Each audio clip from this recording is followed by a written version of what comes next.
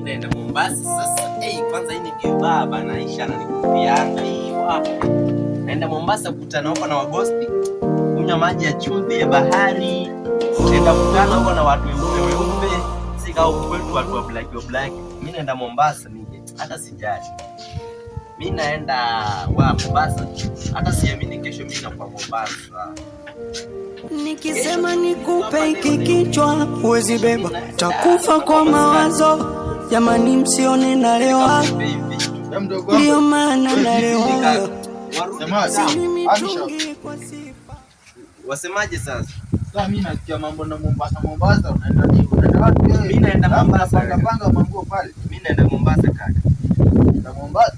Mimi naenda. Wewe uende Mombasa? Zinaenda kwanza kaka nikivaa hivyo. Aisha na Halima wananikupia wanasema mimi sasa ndo handsome boy peke yangu kule. Alafu kwa taarifa yako ndugu yangu. Mimi naenda ndugu wangu lakini najua unitaki hata ujui. Sasa kichwa maji ukiambiliwa uambiliki utaki kusikia.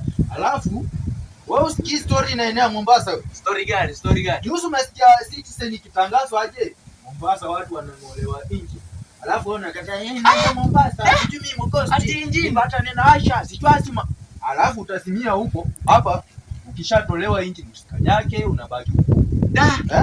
Unabaki huko. Kaka hizi wasema ni ukweli ama wazingua tu hapa? Sasa nataka kwenda Mombasa. Si mimi naenda. Sinaenda kutafuta kazi sasa mpaka hapa tutakula nini? Nenda ndugu yangu nenda. Na wewe mwenyewe ukalewa tu full time. Wewe mwenyewe kila siku ukishatolewa nje kaishi huko na asima wako. Waacha kusikia ni mchana. Nikatembea Mombasa sehemu zote, nikaona pembe za ndovu. Sasa wewe kavaza mtoto. Kavaja mtoto. Kavaja mtoto.